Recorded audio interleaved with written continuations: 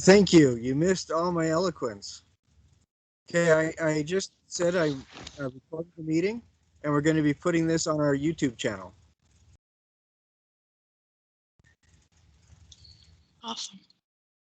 Now, there's this first meeting is might potentially be a little bit awkward because we are beta testers for a new Teams or a couple new Teams functionalities, and beta testing means not perfect yet. So we'll have to just do the best we can. You'll notice that there's 3 buttons that are labeled with Teams something or others on the left-hand side of your home page. The second one down is the one that everybody needs to get to these meetings. Which button did you guys actually hit? I actually don't know. I tried a few until I got here. Let's see. Okay. And there were several people that started their own meetings too. Yeah, I did that a couple times before I could. I mean, I've done Teams before and it is a little confusing, but I eventually got there. Well, and I think that one of the big confusing issues is that we are beta testers for some of the new functions, which means that if you're out of state and you're a student, it may be very difficult to get on. Sigh. All right. Today, I'll tell you what I had intended for today. Then I'll tell you what I think we're actually going to be doing today. And we'll talk about it. And then Thursday, we're going to go over it again. Not the exact same stuff. What I was hoping for today is we would talk about kits and books, have everybody show off their polyhedra, talk about the first step, go through the first module, and review the first quiz. Unfortunately, I don't know if you guys remember, but John Lennon said, "Life is what happens when you make other plans." And it seems like the angels were listening at my conceit, assuming that I would have everything organized. So we're going to do the best we can, and then on Thursday we'll cover whatever we missed today. Let me start by introducing myself. Now that I've got the whining out of my system, I'm going to tell you a little bit about the channel, talk about what the attendance is a little bit, and then I'll launch into what I had actually anticipated, hoped for, and planned on doing today. Is that all right with everybody? Excellent. And I will say right now that usually it's the A students that have their video on all the time. I'm not making a judgment call for those who don't have their video on. I'm just saying. And actually that isn't true. I just thought I'd throw that in to make the people that don't have their video on panic a little. My name's Andrew Kosrock. I have been doing professional art type stuff for well over 30 years. My day job is I make stained glass windows. I design them, I build them, but I also do repair work and curatorial work as well as restoration work on windows. I don't know if you guys saw the BYU exhibit a couple years ago that had a big stained glass window in it from late 19th, early 20th century as the woman at the well, stained glass window.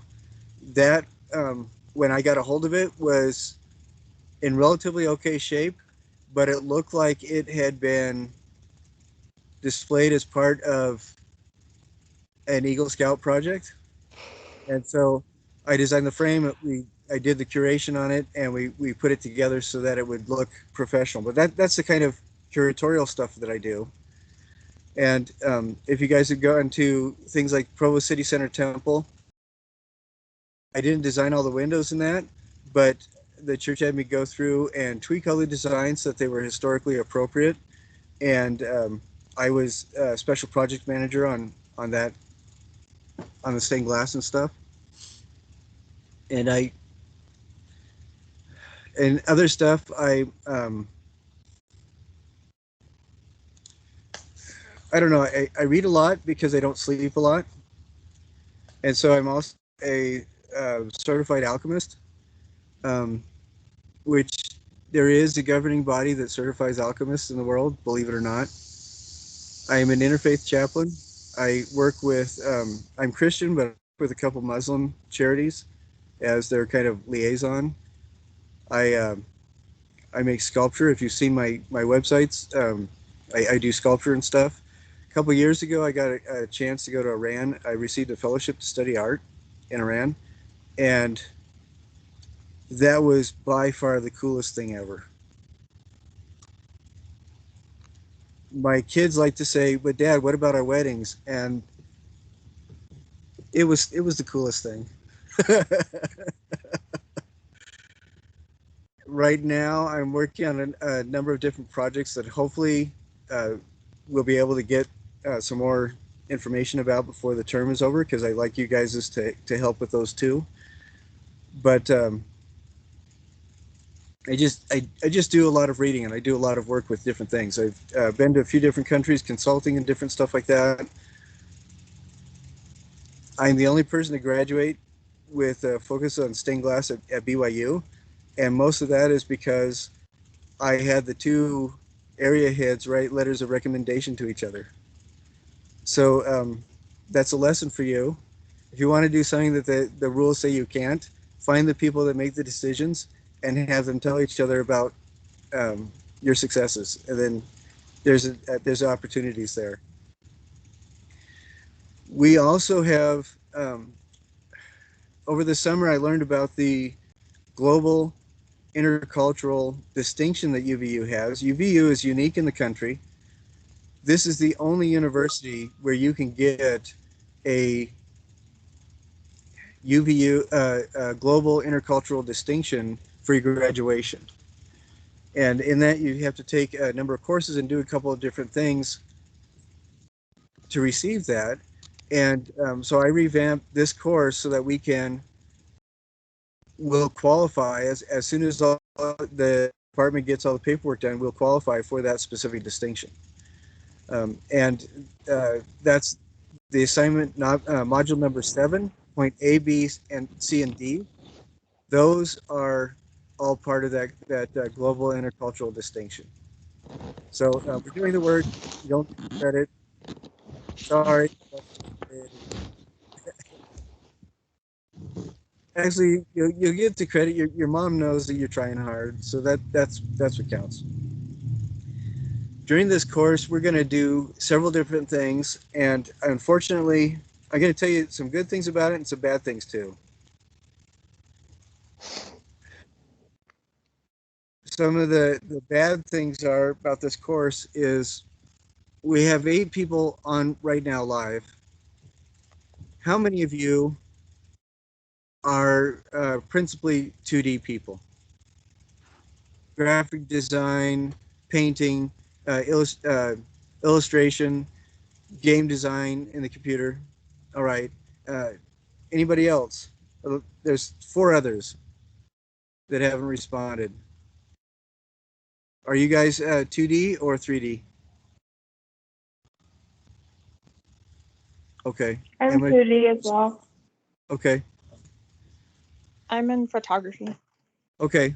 And photography. Me too. To be Me too. okay. These are also 2D type things. Have any of you trained in any sort of sports or any sort of physical activities along the lines of uh, like yoga or anything physical? I took yoga at Cal State LA. Okay. When you did that, when you first started doing the stretches and things like that, um, did your body appreciate everything you were putting it through? No, Yeah, felt really sore. it hurts, and it hurts quite a bit. Then after a while, your body gets used to it, and then your body starts enjoying it. What we're dealing with is not necessarily the same process, but we are growing new pathways in the brain. And you're not going to get headaches, but it may feel like this is a bit of a pain. And that's just because you're growing new neuronic pathways, and your brain isn't used to it. If you keep going though, as uncomfortable as it is, usually it only takes the one of the modules to do it, but the pain will dissipate. And by the end of the term together, even though you focus on 2D work, this will help you develop a new level of depth and capacity in your two-dimensional work. And I'll talk a little bit more about that in just a minute as well. But that's the bad news. It's going to be difficult. The first couple of projects will be difficult because it will be hard to wrap your brain around. You haven't done it before. This class is not designed for you to produce 6 masterpieces to be shown internationally. What this class is designed to do is help you go through 6 projects that stretch your brain in new and different ways, so that by the end of it, first, you're grateful that it's over, but second, that you're grateful that you learned something. All right? Now I'm going to tell you a story. This did not make it into Aesop's book. I think it was like on the 3rd string, but it has to do with animals anyway. Once upon a time, there was a little bird that was waiting just a little bit too long to fly south. But when he finally did start making it, it was so cold he almost froze to death and collapsed in a barnyard. He was shivering. He was shivering. He was just having a really difficult time. He thought he was going to freeze to death. He's just sitting there, not knowing what to do. When a cow ambles up, looks at this freezing bird, turns around and poops on him. And he thinks, I don't know if any of you have been around fresh cow poop. It seems quite a bit. And after the first initial shock and disgust, he realized it was almost like being in a sauna. And this cow, the poop, saved his life. So the bird is kind of basking in the warmth a little bit, thawing out. After a moment, a cat comes up and says, little bird, I noticed you're covered with poop. The bird said, yes, I am. And the cat says, would you mind if I cleaned you off? And the bird thinks, I'm comfy now, I'm warm. Sure, go ahead, clean me off. So the cat takes him over to a pond, taps through the ice, cleans him up really well. And once the bird is completely clean, the bird is feeling happy, the cat eats him. The moral of this story is, just because someone dumps on your head doesn't make them your enemy, and just because they pull you out of poop doesn't make them your friend. One of the aspects of this class is, well, I'm going to ask you a question really quick. Who of you have faced that really uncomfortable, baffled look from your family when they say something along the lines of, what do you do? And you respond with, I'm in art. Has anybody seen that? Or you get the response from your family, what are you going to do then for money? Who's had that response? One of the things that I really appreciate is this class, if you look at that Tools of Artistic Critique page, has several vocabulary words. And these are designed specifically, they are highfalutin vocabulary words designed to help you sound super intelligent when at the next family get-together somebody asks, what do you do? And you can launch into your art speak. With the Tools of Artistic Critique, they are designed specifically to help you, first, to see things, and second, articulate what you see with that vocabulary. And aside from the benefit of having you sound really super smart, this actually helps you to be a better artist and be more constructive when your fellow artists ask you to look at something. This is important for a couple reasons. One is because you get credit for going through the process in the class. But another thing is critique and does not mean harangue or critical. When we are critiquing somebody's work, we are applying the tools of criticism, but we are not being critical. Does everybody understand what the distinction is between those two terms? I'm going to give you just 3 different examples. Somebody shows you something, and the first option is responding it with, "That's nice," or "That's pretty," which is almost as bad. Second option is, "Wow, if you spent another 15 minutes, you can make that look great." The third option is, "I really like where you're going with this. The forms look really organic. It almost feels like you're making solid uh, shapes out of emotions. The use of texture is very interesting. Visually, my eye just wants to go all the way around it, and as you turn it in the light, the shadows do really interesting things. What are your plans for this?" Okay, it's the same object, but what are the 3 different options? The first one is very vacuous, vapid, no use to anybody. Pretty and nice are horrible words for an artist to use when they're looking at somebody else's work, unless your intent is to be offensive. Second option is what we just talked about. You don't want to be critical. It doesn't do any good to anybody, and all it does is make you feel like a bully. And the third option is applying the tools of artistic critique successfully, so that first you sound super smart, because that's always the most important thing. Your placement in the room as a really intelligent, highly educated artist should be one of your top priorities. I'm being sarcastic. But more important than that, what you're doing in describing something with those highfalutin words is you're allowing yourself the opportunity to see it more clearly, and you're being constructive and helpful with the other artist as you talk about their work.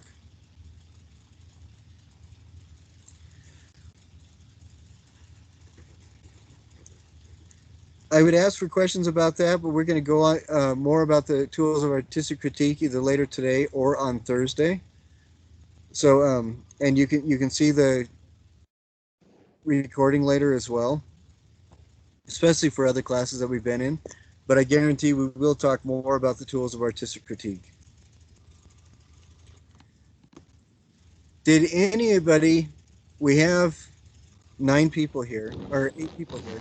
Did anybody get an opportunity to get to that polyhedron, choose a shape, and then uh, print it out and fold it and cut it and fold it?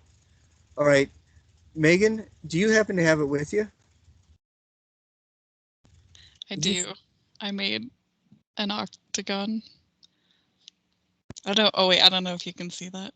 Yeah, it's an octahedral prism. Yeah. Okay, excellent. This was a simple exercise. I would like everybody to get theirs done before Thursday, so that everybody shows up. Everybody can show it off to each other, and probably show them Monday as well. But I'm going to put Megan on the spot a little bit. I hope she doesn't mind too much and will forgive me sometime in the future. Did you feel any mental shifts as you printed that out, saw it flat, then started cutting it, and began the process of folding it and putting it together? Was there a point when you realized, holy crap, I'm making something 3-dimensionally? I think so. When I was when I first initially cut it out, when it was flat, I was like, oh, okay, this is just a flat image. And then when I started folding it and actually taping it together and it started forming, I was a little impressed that, oh, this is turning into a shape. And so I definitely, when you were talking in the lecture before about like the shift in your brain, I definitely feel that with 3D objects more than 2D. So yeah. That's great. And I am glad that you had that, because one of the people I called on last term, the first person, said, no, there was nothing. And it just really made everything fall flat. So I thank you very much. That was not planned beforehand, folks. Megan is a volunteer from the studio audience, so we appreciate her help. Thank you very much. No, that's perfect. And I love your observations about realize, yeah, this is a flat image. As you cut out, start folding it, you realize this is going to make something. And that's the shift that I want you guys to be open for and look for as you pick your object, as you go through the process of putting it together. To get credit for this process, all you need to do is take a picture of it or just send in a text that says, um, I did this, and this was the name of the shape, and that's the element of that assignment that you'll how can I say this? The assignment has several different steps.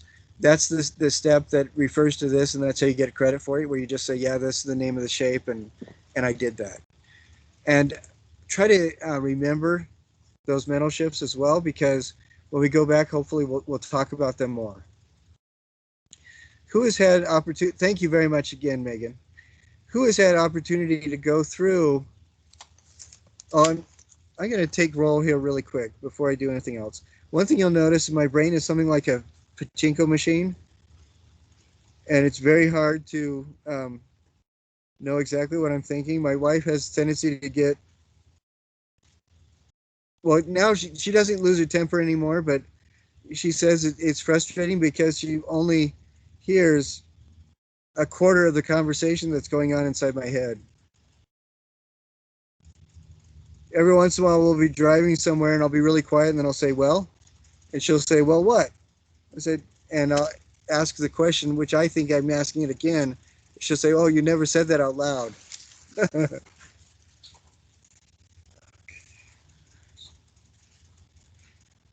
Okay, we have Ashley here. It looks like Shu. Okay. Yes. Did I say that even closely, approximately Yes, you right? did. Yes, you got it. Okay, it is a red letter day for me. My wife is from the UK by way of Shanghai, and we her two daughters speak fluent Mandarin. Oh, okay. I have never felt so outrageously ignorant before in my life. But it is nice to be humbled. Okay. Lee movies, so I don't know if that counts for anything.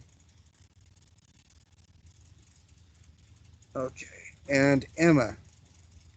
Okay, what I have right now is Amy, Megan, Tatiana, Ashley, Shu, Hanali, Deanna, and Emma. Is that right? Okay, great.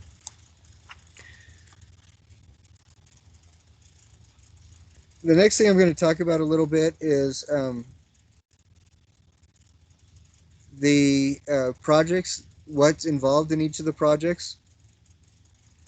I'm sorry, the second thing I'm going to talk about, we'll start with the projects, the work log as part of that, how attendance works, and due dates. I'm going to try to get all that crammed in. But before I do that, I'm going to do a nifty, fancy screen share thing here.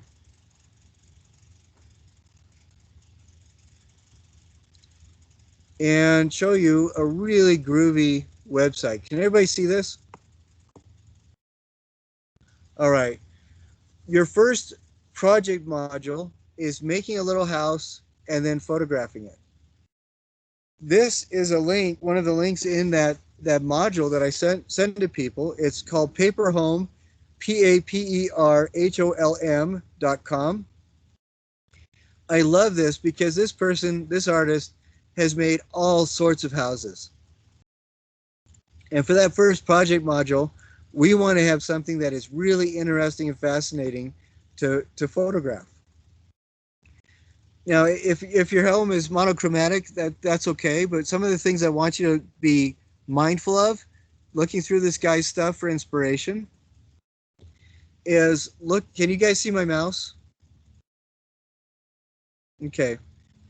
This one on the lower left, this kind of blue house, I love because it's so unusual. This one with the purple roof, I think that's really cool because, again, it's so unusual.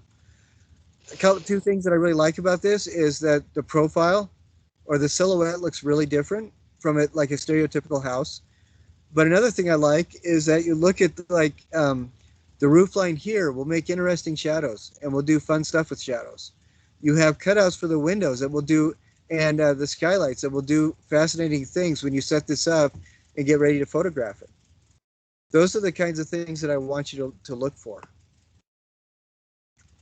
And that, yeah, I want you to design into your own little house.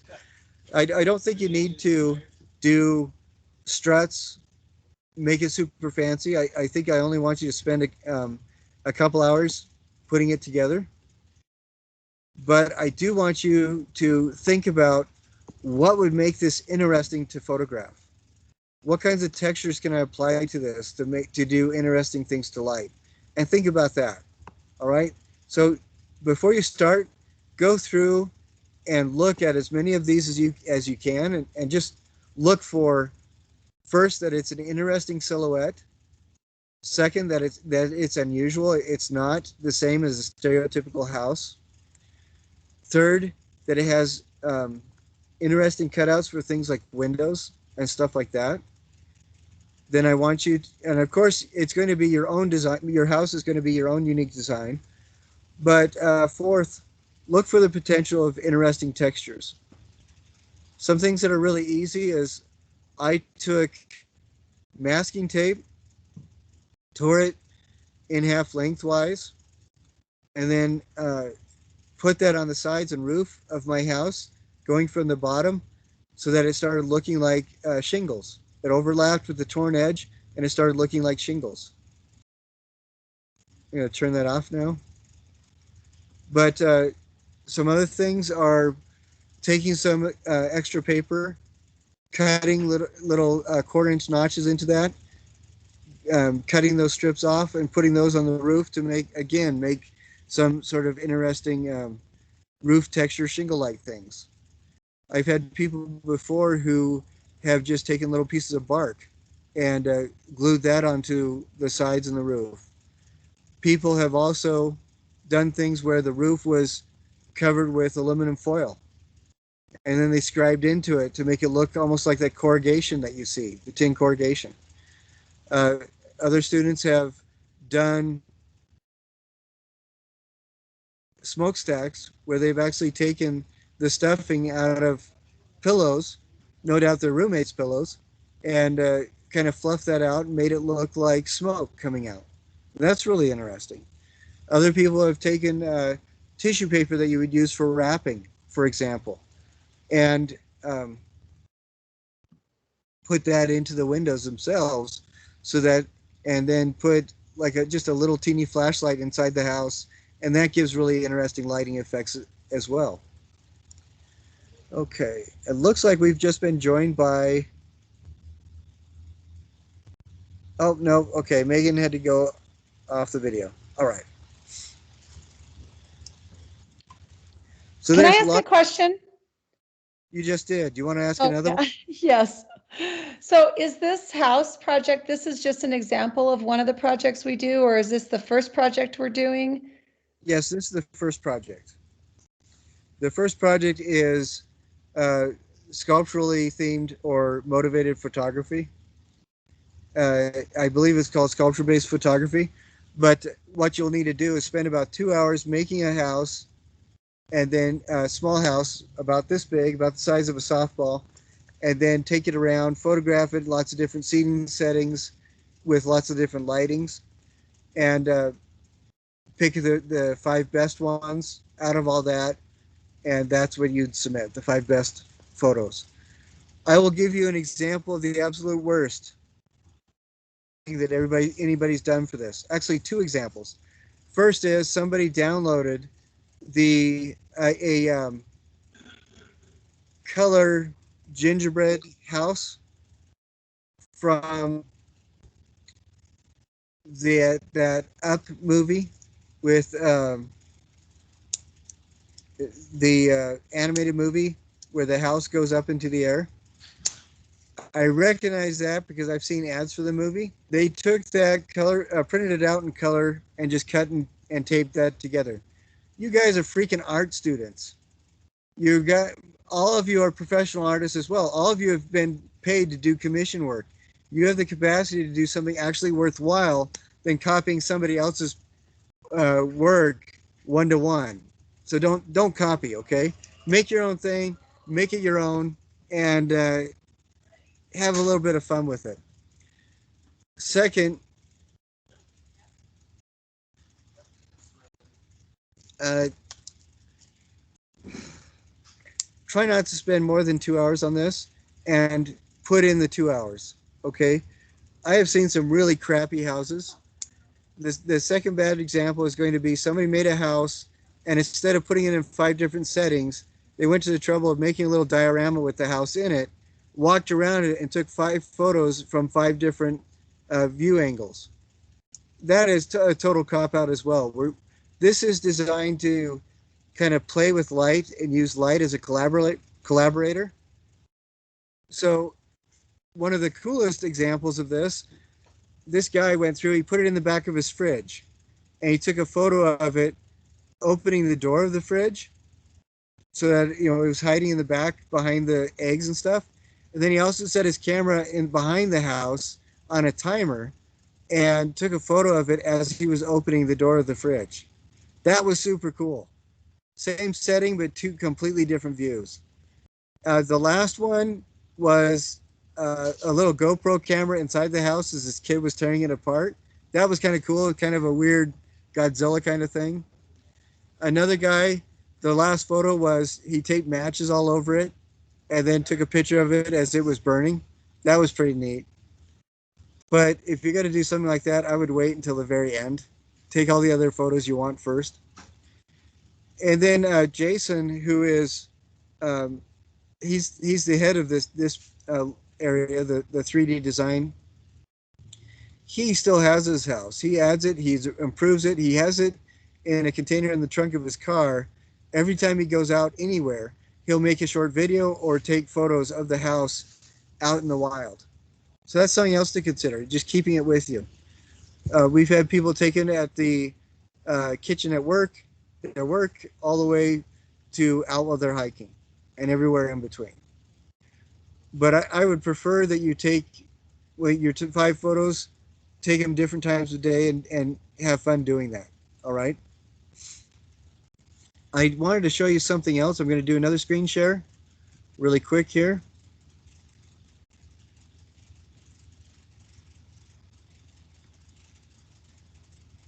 Okay, can everybody see this?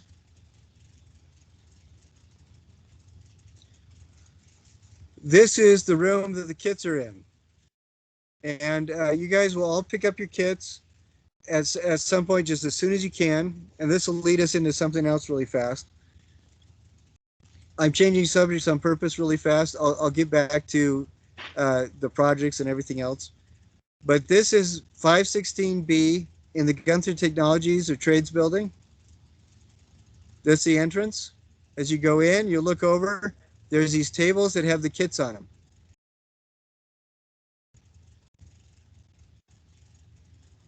Oh yeah, that one, it took it twice. Okay, and can you see that? So we have these green and blue bags with the 2 cardboard boxes and a chunk of styrofoam. And that's what your kit is when you come to pick it up, okay?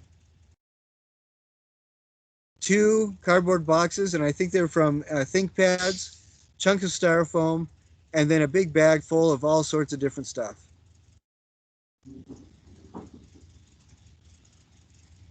Now, I will be there today from about 10:30 till about noon. So anybody wants to come by, they can pick up the kit then. I will also be there tomorrow from 8 to 10. Now, if you guys can't make it at those times, this building is open from 7 in the morning until 10 at night, Monday through Friday, and from 8 in the morning until 8 at night on Saturdays. If the 5th level outdoor outside doors are not open, you can always get in from the 6th level. There is a door on the east side that leads directly towards the visual arts offices, and you can go down the little stairs right there. That will take you down to the 5th level. And this room is, if you go down the stairs, go into the building proper and turn right, the room is right off there. Is everybody thoroughly confused about directions now?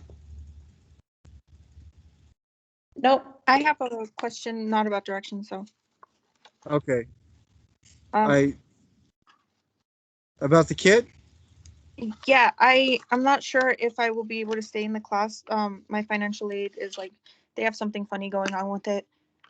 So should I still pick up the kit?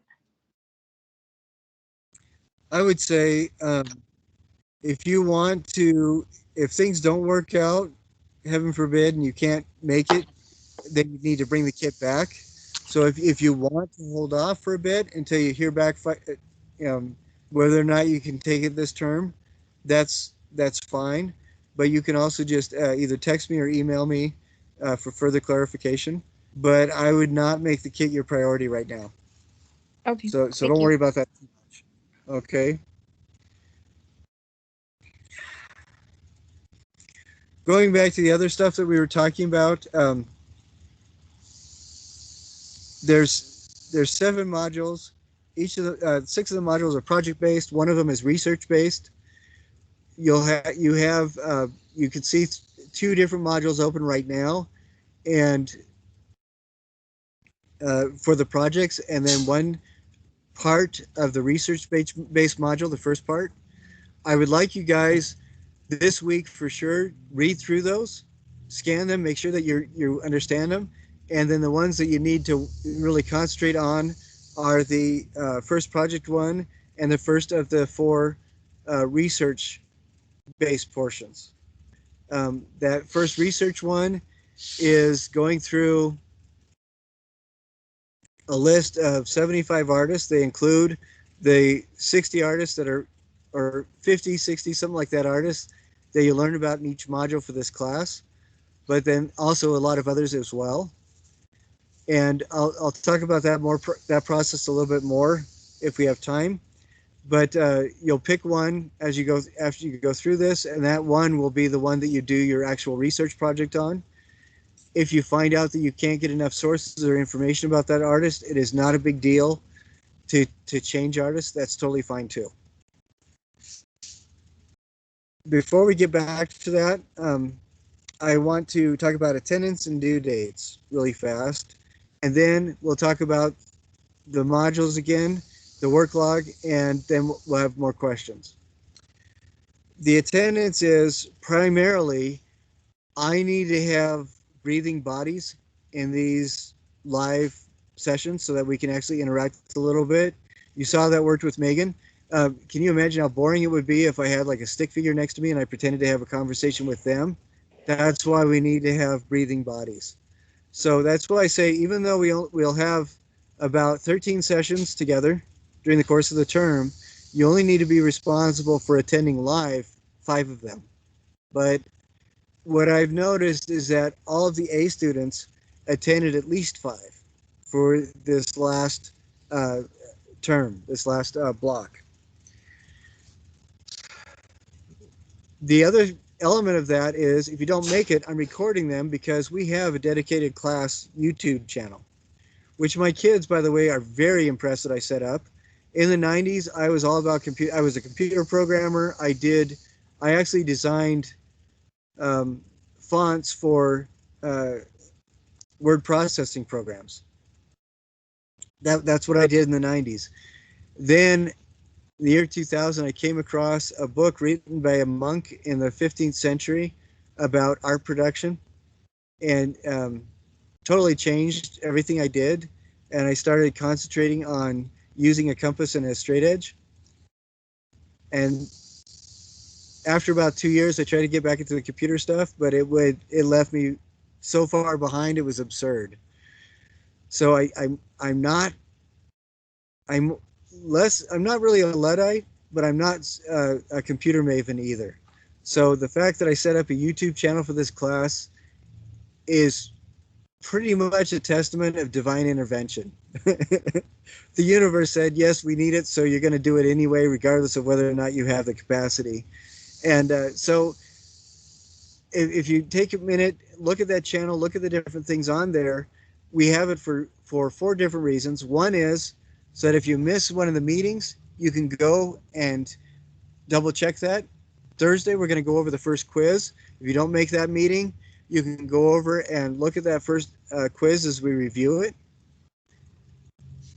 But also, the second reason we have that is everybody's going to be responsible for doing some video presentations. And you can see that if you looked at the third portion of the assignments for the tools of artistic critique module, you'll need to do 2 to 3 minute videos critiquing one of your own works and then one of the other people's in the class.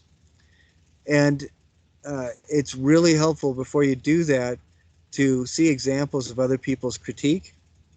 You'll also be responsible for doing a PowerPoint presentation where you're narrating PowerPoints, and that'll be a video that you present. It's really helpful to see other people's videos, and you'll see some really good examples. Most of them are really, really good, and there's 1 or 2 bad examples, but they need to be there just so you know what to avoid. None of those video presentations require you to actually be on camera. And typically what people will do is just record their voice while they narrate slides or narrate over an image. All right? So if you're like me, I dread being in front of a live audience much of the time. But doing this, we need to do the presentations. And if we do them on video and you send me the video file, it frees up your time so we can actually talk about other stuff during class. So that's why we do it on video. And there's a couple other reasons for the channel too, but the main reason I did it was to free up your time so that the class is a lot more flexible so that you guys can get what you need done while living your life as well. Okay? And there's links to it in the syllabus, I believe, as well as a couple other places. That also leads us to 2 other things, due dates and work log. Any of you ever heard of Pavlov? Okay, were you aware that Pavlov, before he did his famous experiments with the saliva glands of dogs, did the exact same things with children that he bought from orphanages? Did you guys know that? Okay, this is early Soviet Empire. Who cares about, orphans? He actually purchased children and did the experiments with them as wards of the state. Isn't that awesome? When people criticized that and told him he needed to do the same thing with animals, otherwise the international community wouldn't recognize his work, he was totally baffled as to what the difference was. What a humanitarian. Anyways, that is so sad. Anyways, one of the things that Pavlov showed is our brain can generate new pathways to our autonomic nervous system as we change an environment. That's what was happening with those dogs. The bell preceded the feeding, and after a while, their brain automatically started preparing them to receive food when the bells went off. So new pathways were generated. If you're like me, growing up in high school, we were told that your brain stops growing when you're about 18, and then your neurons fizzle out for the rest of your life. And that's why your grandparents are a little dottery, because they've lost some of their mental capacity. My mom always thought that was kind of a rude way of teaching about the brain. From my interaction as a teenager with my parents, I thought it pretty much hit the mark. But what neuronic scientists are finding now is that the brain will continue to grow. As you learn new things, sometimes it's difficult and it's painful because neuronic pathways are being generated. As you learn things and think about things the same way over and over again, new pathways are developed. And as your brain is increasing a demand in that area, new neurons are grown as well. One of the things we're doing in this class, since most of you are 2D people, is we are growing new neuronic pathways and hopefully neurons. So that's one of the reasons why it does hurt. Physically, it will hurt because you're growing a new muscle, essentially. If you look at each of the project elements for each of the modules, the last element in each of them is an assignment that's a work log. Everybody needs to do a work log. You keep track of your time as you're working on that module. and you plug in the amount of time that you work on different aspects of it. And each of these modules are designed to be at least 10 hours long. That's how much time you'll spend doing every aspect of it. The reason why that's important is how many of you have been working on something and then you look up and you realize that a leg is asleep, an arm is asleep, 3 hours have gone by, you've missed 17 texts from your boyfriend or your girlfriend or your special friend, and your parents are irritated because you're not responding to them, the sun's gone down, and you're hungry because you haven't eaten for hours. Has anybody had any of those experiences? All of you have. You're artists. That's what happens. One of the terms for that is getting in the state of flow.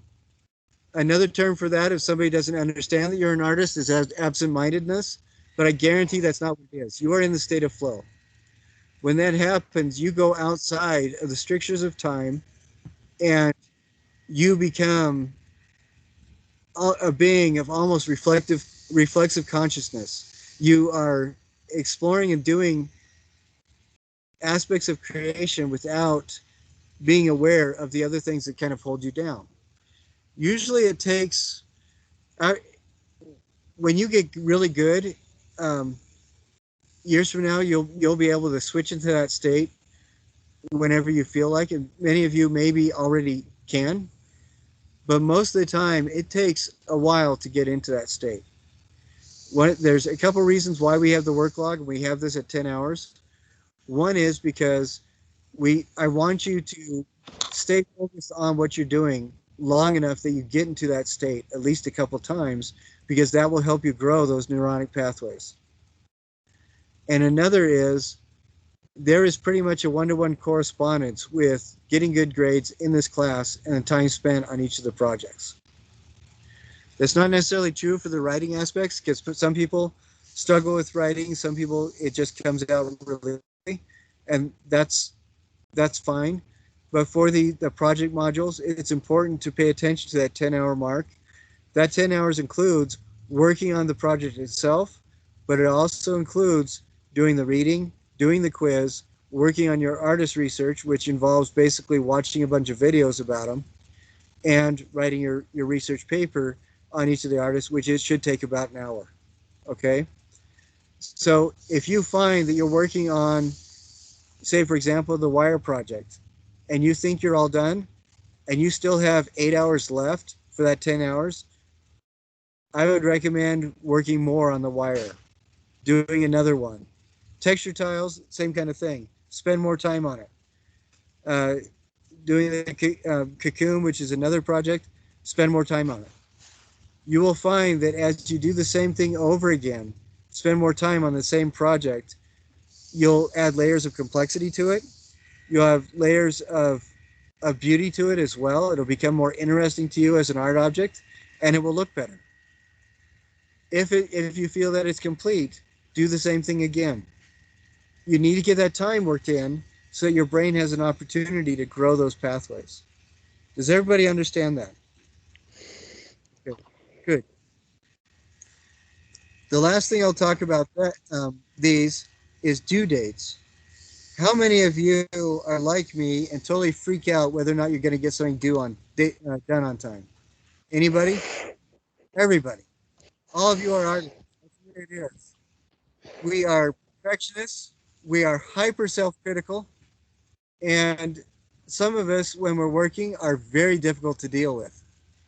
But that's part of the due dates, I will tell you, are not designed to give you brain spasms. They're not designed to freak you out. They're designed to help you kind of pace things out. Start falling behind, you'll realize, oh, I've got to work on this a little bit more, focus more on that, pull out the Palmetto principle and concentrate, an hour at a time working on this to get it done. The due dates themselves are not set in stone. Everything in my class is actually due at midnight on the day of the final. And the final will be the last day of class together. It will be our last Monday or our last Thursday together. Our final will actually be getting together. All of us will be there on the same call at the same time, and we will talk about what we did in class, what the final is. But everybody's work will be finally due at that time. Now, a lot of people find it's helpful to get stuff done as close to the due dates as possible because it helps them keep on track. And then I can also make my comments about your work and give you pointers, things that I might want to spend more time on if I were you, or different elements like that. So you can go back and get more, redo it, resubmit it, and get more points. By redo, I mean you're not going to have to redo the whole thing. You just, like for example, if your annotated bibliography was really short and you needed to do more, you can go back, add more in, and then resubmit it. And that's something that I won't overload with you with now, but there are more modules. This is something I wanted to ask you guys about. Would you like me to go ahead and publish everything all at once, or would you like me to publish the rest of it publish some more next week and publish the rest of it the following week? What would I you was actually going to say something about that. I'd love it when it's all published and we can go in advance, or that's just helpful for me and with scheduling. Who concurs with Amy? I do. Okay, we've got three other concurrences. Okay, that's what I will do. And as soon as we leave this call, I'll publish everything. But I want you to know I'm still updating the syllabus. The syllabus is written for a hybrid class. And I think one of you was helpful enough that you pointed out there are a couple places where I mentioned that this was hybrid. It's not hybrid. We're total online, okay? Except for picking up the kids. But I will publish those right after we get off of this. Do not be overwhelmed. Everything is spaced off. I will tweak the due dates again. And Thursday, I would like your feedback, how you feel about how things, as well as Thursday. That's when we will go over this first quiz. Monday, I think we'll go over the second quiz. And it's not because I need you guys to do everything all at once, but it's because we need to get this information out there because I think we only have 6.5 weeks together. I will tell you that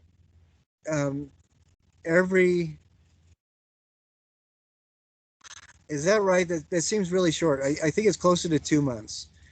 I want to get the information out there so you have it accessible to you right away. And I will clarify when the date of our final is, and we'll go over that again on Thursday. But again, you have up until the midnight of the final to get everything turned in. So I'll tell you one. I want to clarify something. So when you say that we can go back and add resources to the, like references or whatever onto something. So are you saying that I had a 2D class where we could go and redo projects and to get a better grade. Is that something that, or is it just No, absolutely. That's what Okay. I'm describing. Yeah. Okay. Like if you turn in this house and you do a really crappy job, the house looks terrible, and you took your 5 shots walking about it like exactly what I told you not to do, and you want a better grade, you can redo it and turn it in again in 2 weeks. Or And whenever. you're not deducted. I mean, there's no penalty points taken off for having it be later. I'm just clarifying that. Amy, if you really want me to deduct points, I'll be happy to deduct No, points. I don't. I just I want to mean, make if sure that that's you right. ask for, I'll make a note right now that you want me to take points off. No, the due dates are there for you to keep track. Right. I will also, if most people have turned something in and a few people haven't, I will put zeros down. But it's not because that's your final score. It's because that will trigger a notice from Canvas to remind you that you need to do it. Okay. I love that. Thank you. I have found there's a person or two in each class that doesn't like that, but most people, you guys are artists like me, you like having that flexibility, and most people, in my experience with UVU, you guys are all professionals too, and there was a guy who was at a D minus, and it was because his parents got sick with COVID, and he'd been helping them. And he thought he had failed the class, and I reminded him of this process. Within 72 hours, he had turned in everything he had missed during the semester and ended up getting an A minus for the course. Okay, and the last thing was turned in like 3 minutes before midnight the day of the final. So Okay. that's how I roll, and that's how a lot of artists roll. And I'm not going to deduct points for turning in things late. I will deduct points for people that blatantly disregard the descriptions and argue with me about what the assignment is. I would rather clarify than argue. But I have had people turn in assignments that were completely wrong or from previous year's work and be totally baffled as to why they did not get perfect scores. So please don't be that person. If you do it for somebody else's class while you're taking this class, it doesn't count for this class. Keep that in mind as well, because I have had people try to turn in stuff for a Sculpture 1 class that they turned in for that and try to get credit for this class too. And I